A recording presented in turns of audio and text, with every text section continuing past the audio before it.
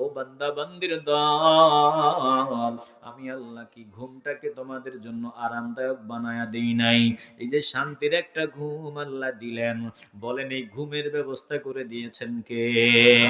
আরে মুসলমান ইমানদার, আমার আল্লাহ ঘুমের কথা আমার আল্লাহ ঘুমের কথা বলে বান্দাদের স্মরণ করায় দেয়। ও বান্দা, ঘুমটা তো মরণের মতো, যতক্ষণ তুমি ঘুমাও ততক্ষণ দুনিয়াদারির খবর নাই, তুমি কোথায় আছো তোমার খবর নাই। ঘুম থেকে যখন জাগ্রত হও তখন তুমি বুঝো যে তুমি দুনিয়াতে আছো।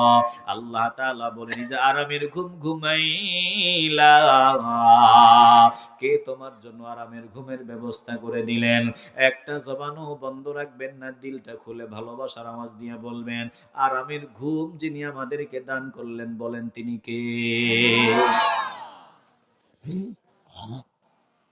বহু বান্দা ঘুমাইতে চায়, ঘুম হয় না।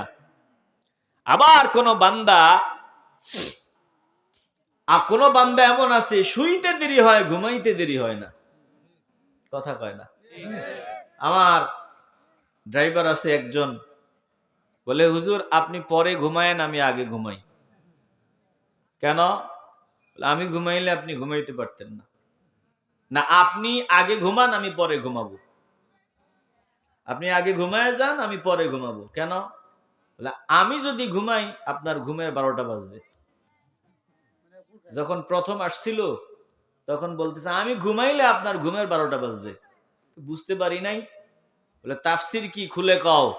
বলে খুলে বলতেছি, শোনেন, আমি যদি ঘুমাই আপনার ঘুমের 12টা বাজবে, মানে আমি শুইলেই আমার ঘুম চলে আসে আলহামদুলিল্লাহ, তবে আমি ঘুমাইলে কিন্তু district truck fail. District truck fail.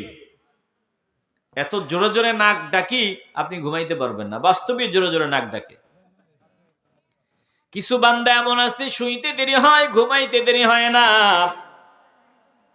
আবার কিছু বান্দা ট্যাবলেট 2টা খাইয়া শোয়, মাগার ঘুম হয় না।